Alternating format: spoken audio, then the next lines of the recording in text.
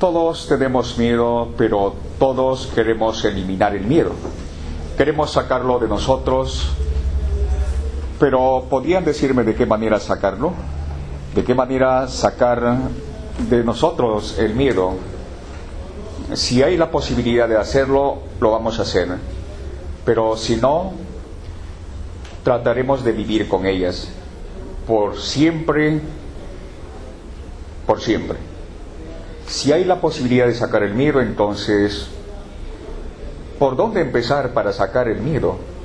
Ese miedo que a usted le impide hacer cosas, ese miedo que a usted le impide realizar cosas. Mientras usted dice, no saca su miedo, no podrá hacer cosas como exponer, como compartir lo que usted tiene, lo que usted quiere comunicar. Entonces, ¿por dónde empezar para sacar ese miedo?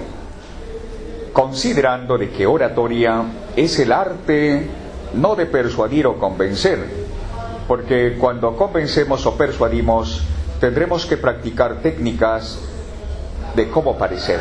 Eso significa que tenemos que hacer un esfuerzo de posturas, de ademanes, de gestos, etc. Si es posible grabar todo eso, porque si es convencer y persuadir, tendremos que buscar aprobación de los demás, porque si usted no busca aprobación, entonces no podrá convencerlos o persuadir. Entonces, se convence aquí y se persuade aquí. Se convence con razones y se persuade con emociones, con sentimientos. Ya. Si el objetivo es persuadir, convencer, dejaría de ser un arte. Entonces ya no estamos hablando de un arte, sino ¿de qué? Estaríamos hablando de tal vez manipulación. Entonces todo tu esfuerzo está condicionado al que dirán. Al que dirán. No hay algo propio, pero quieres por otra parte desenvolverte, entregarte en el escenario, fluir en el escenario.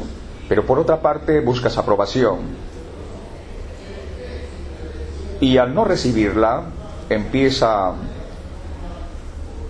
a dejar de fluir lo que alguna vez ha fluido.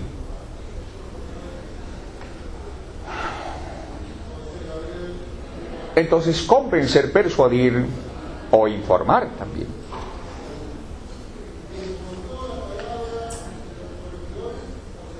Hablemos del miedo. Si el miedo se puede sacar, ¿de qué manera sacarlas? ¿Practicando? ¿Ensayando? ¿Es la manera como podemos sacar? Pero si ensayamos continuamente, vamos a congelar al miedo, lo vamos a congelar al miedo. Esto significa de que si uno es sometido a ciertas prácticas continuas, de posturas, de palabras positivas, de yo puedo, soy valiente, soy el mejor, vamos a congelar el miedo. Eso significa, por un momento, tal vez usted esté sin miedo, pero para mantener ese estado de congelamiento de su miedo, tiene que estar continuamente repitiendo alguna frase, algo, durante mucho tiempo, hasta congelar el miedo. Eso significa, congelando el miedo, podemos hacer muchas cosas, atrevernos a realizar muchas cosas, pero, por otra parte, no habría la libertad de pensar por nosotros mismos, de hacer las cosas por nosotros mismos.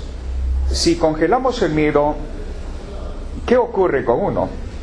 Es incentivado a hacer cosas, pero ya no habría la otra parte, que es el acto de pensar por uno mismo, que es la libertad de elegir, la libertad de pensar, la libertad de descubrir, de investigar por nosotros mismos, de ser uno mismo. Entonces, tenemos dos aspectos aquí que se presentan. Uno es congelar el miedo mediante la repetición de frases como soy el mejor, soy invencible, soy positivo, soy positivo, soy positivo, soy positivo. Entonces podemos congelar ese miedo. Así seremos presa de cualquier orden o mandato, pero ¿dónde estaría lo otro? Entonces una cosa es congelar el miedo y la otra cosa es entender vuestros miedos. El miedo es pensamiento. El miedo es pensamiento. Y por más que hagamos el esfuerzo de sacar, no se va a poder sacar. Podemos congelar el miedo, pero eso también tiene su precio, su costo. Congelamos el miedo, pero ¿cuál es el costo? Robotizamiento. Entonces, pero por otra parte queremos fluir, entregarnos en el escenario. Hay dos panoramas que se presentan. Por una parte esta y por otra parte la otra. Si estamos en esta, dejaremos de estar en la otra. Si estamos en la otra, dejaremos esta. Pues es una cuestión que hay que entender nada más.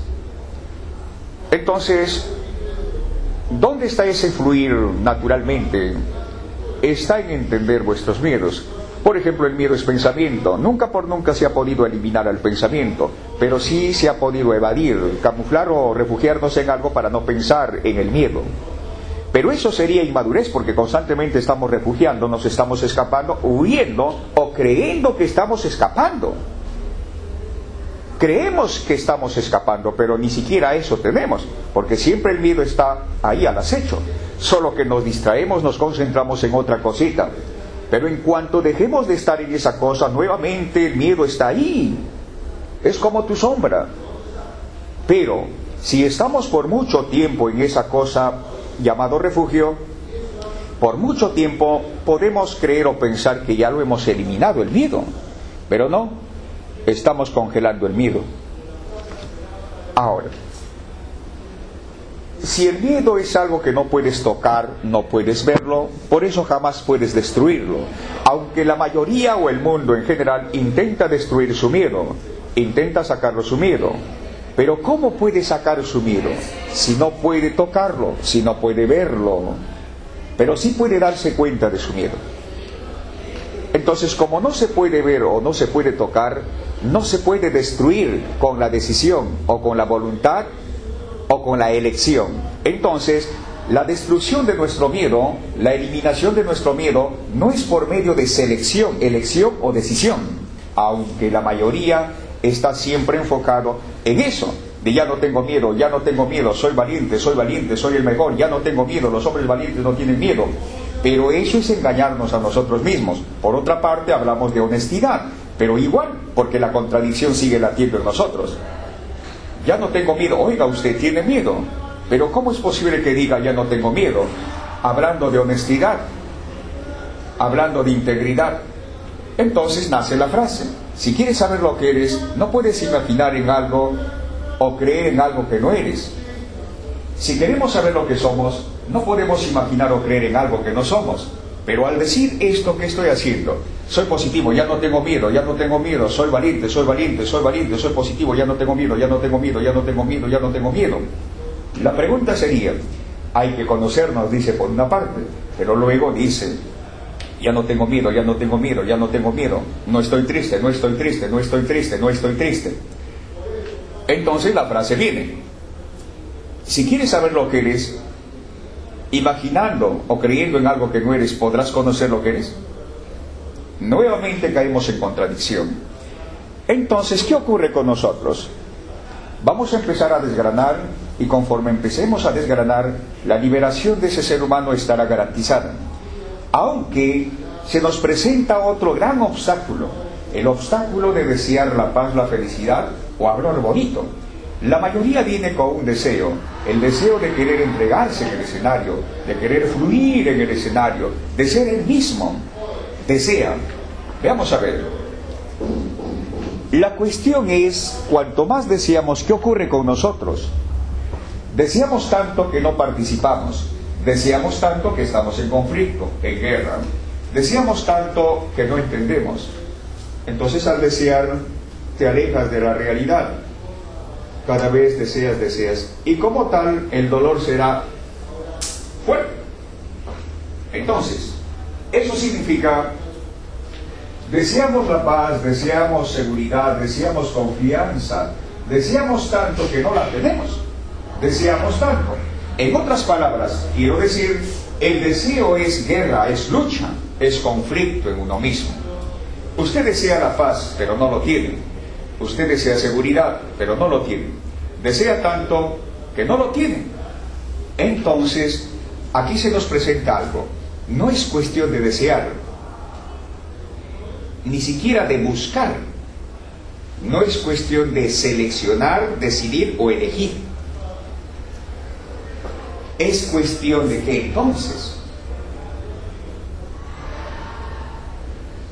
es cuestión de entender, comprender lo que está ocurriendo. Ese es el punto. Entonces, ¿con esto qué quiere decir usted? Quiero decir menos deseo y más realidad.